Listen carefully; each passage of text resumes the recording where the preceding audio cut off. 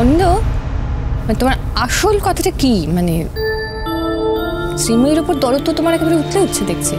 না, সত্যি যদি দরদ থাকতো তাহলে আজকে এই পরিস্থিতি হতো না। আমার যে তার প্রতি কোনো দরদ নেই সেটা অনেকদিন আগে প্রমাণিত হয়ে গেছে। তো যাদের তার প্রতি দরদ থাকার কথা, শ্রদ্ধা থাকার কথা, তাদের মধ্যে কোনো দরদ আমি দেখতে পাচ্ছি না। জাম্বো, তুমি কিন্তু ভুলে যেও না তুমি তোমার মায়ের কাছ থেকে সার্ভিসটা নিয়েছো। হ্যাঁ নিয়েছি, ডেফিনেটলি নিয়েছি, কিন্তু অ্যাট দ্য সেম টাইম অনেক কাজের লোকের থেকেও সার্ভিস নিয়েছি। তাই বলে কি তাদের সবাইকে মাথায় তুলে রেখে নাচবো নাকি? তাই না তাই, যত সব আজুবে কথাবার্তা বাবা। ও, তার মানে তোমার কাছে কাজের মাসি আর তোমার মা এক, তাদের মধ্যে কোনো তফাৎ নেই? না, নেই পাপা, একেবারে নেই। কেন জানো? কারণ মা সেইভাবেই নিজেকে প্রজেক্ট করেছে, সারা জীবন নিজেকে এতটুকু বদলানোর চেষ্টা করেনি।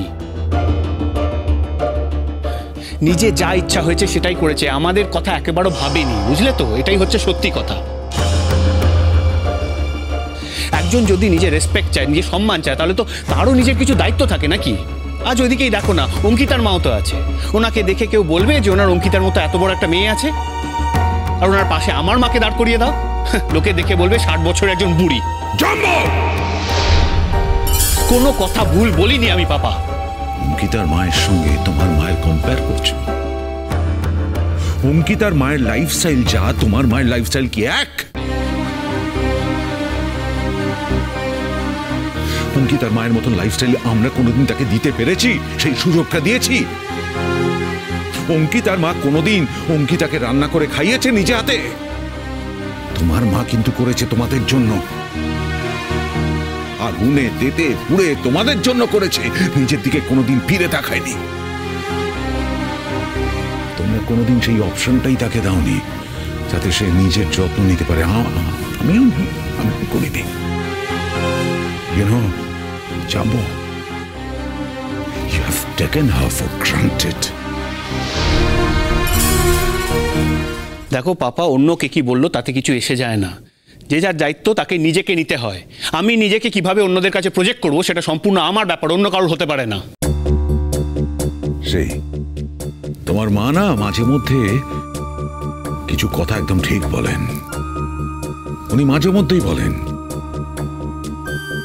জাম্বো আমার বড় সন্তান, তার প্রতি আমার অনেক আশা ভরসা ছিল, কিন্তু সে সেই আশা রাখেনি। আমাকে ডুবিয়েছে ওই জাম্বই। এখন আমি বুঝতে পারছি, উপলব্ধি করছি, তোমার মা একেবারে ভুল কিছু বলেননি, একদম ঠিক বলেছেন। আমি বরঞ্চ তোমাকে একটু বেশি নম্বর দিয়ে ফেলেছি। আমারই দোষ। তোমাকে হয়তো নিজের সংশোধন করার আমি সুযোগ দিইনি। এই সুযোগটা আমার দেওয়া উচিত ছিল। It is my fault. আমি সেই দায় স্বীকার করছি। Enough papa, please. আর ভাল লাগছে না সব কথা শুনতে।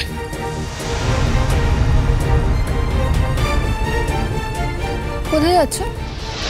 ঘরে যাচ্ছি। তোমার আপত্তি আছে? না মানে তোমার কি হয়েছে অনিন্দ? মানে তুমি অকারণে জাম্বোর সঙ্গে মিসবিহেভ করলে, এখন উঠে ঘরে চলে যাচ্ছ, মানে তোমার কি ওর মায়ের প্রতি দরদ একেবারে উঠলে উঠছে নাকি?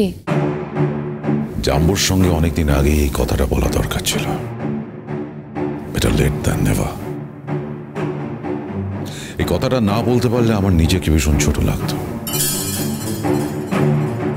এমনিতেই তো অনেক ছোট হয়ে গেছে। ছোট হতে হতে মাটিতে মিশে গেছে। আরো ছোট হলে নিজের অস্তিত্বটাই নিজের কাছে হারিয়ে ফেলতাম। অন্ধ ধৃতরাষ্ট্র হয়েও নিজের ছেলের চোখ ফোটাবার চেষ্টা করেছি আমি। ফোটেনি। জানি না কোনোদিন ফুটবে কিনা,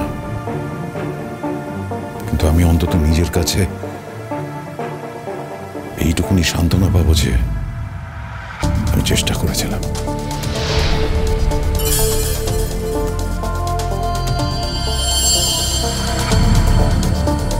মাঝে মাঝে তোমার শ্রীময়ীর উপর পিড়িত উঠলে ওঠে না, ঘোচাচ্ছি আমি পিড়িত।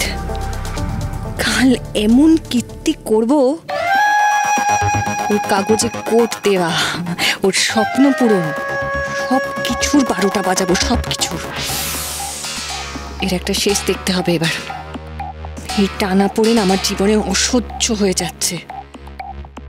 দাঁড়াও শ্রীময়ী, তোমার স্বপ্নের রীতি আমি কালই ঘটাবো।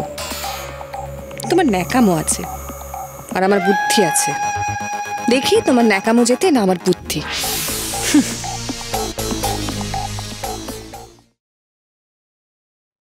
দূর দাদু ভাই, হ্যাঁ আমি যেরম পেরেছি চা করে এনেছি, মা বাড়িতে এসে তোমায় ভালো চা খাওয়াবে। ওরে বাবা, বাবা। রাখো রাখো। হ্যাঁ। আজ আমি আমার অফিস থেকে প্রথম স্যালারি পেয়েছি। হ্যাঁ মা বসো। তুই স্যালারি পেয়েছো আজকে? বাহ, খুব ভালো কথা, খুব ভালো কথা। মা কি খাওয়াবে বলো? আরে খাওয়াবো, দাঁড়া। আমি স্যালারি পেয়েছি ঠিকই, কিন্তু এই টাকাটা আমি ফেরত দেব। মানে আমার সংস্থাকে দাঁড় করিয়ে তারপর আমি জানেমান নেব, নইলে টাকাটা আমি ফেরত দিয়ে দেবো। আচ্ছা বাবা, যবে ফেরত দেবার তবে দিও, আজকে তো দিতে হচ্ছে না। আজকে স্যালারি পেয়েছো, কি খাওয়াবে বলো? কি খাবি বল না বাবা, আপনি বলুন আপনি কি খাবেন। বলছি জমিয়ে বলতে হবে। এই বড় বড় রাজভোগ হলে খুব ভালো আছে। না না না দাদু ভাই, রাজভোগ খাবো না।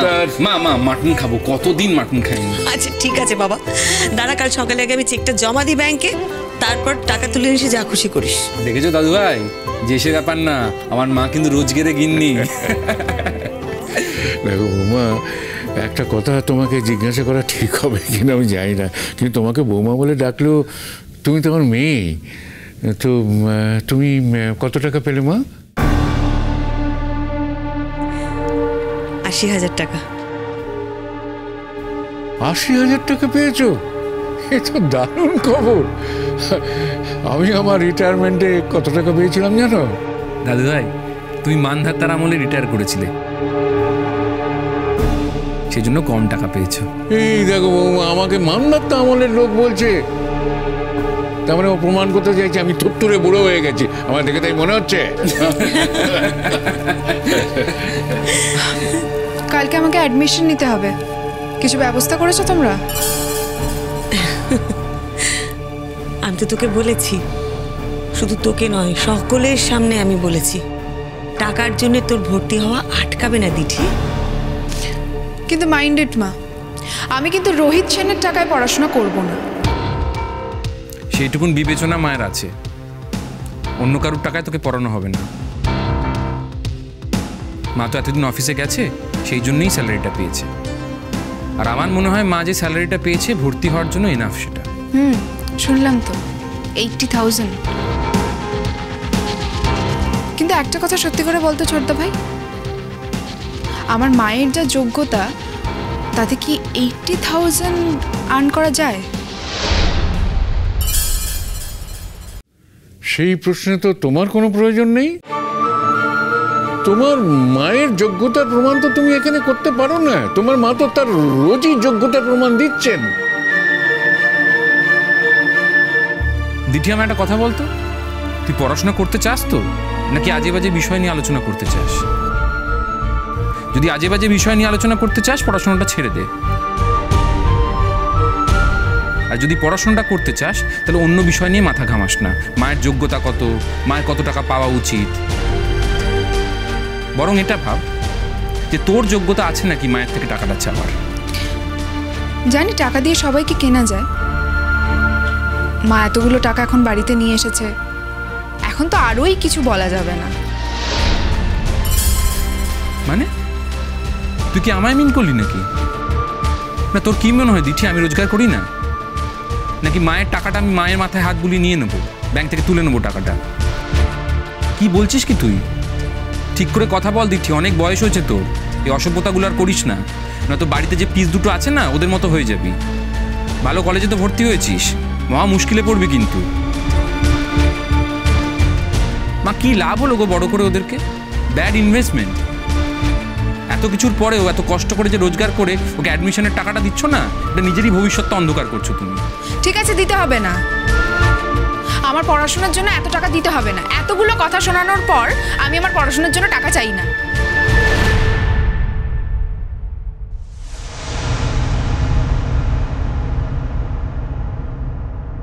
আমরা কি করতে চাই, মানে কি করতে চলেছি, সেটা বোধহয় তোমরা আমার থেকেও একটু জানতে চাও, তাই তো? হ্যাঁ দিদি। খুব ভালো করে কাজ করো, মন খুলে কাজ করো, আনন্দ করে কাজ করো। কাজগুলো হয়ে গেলে সে সব কাজ নিয়ে আমরা হই হই করে বিদেশ যাব।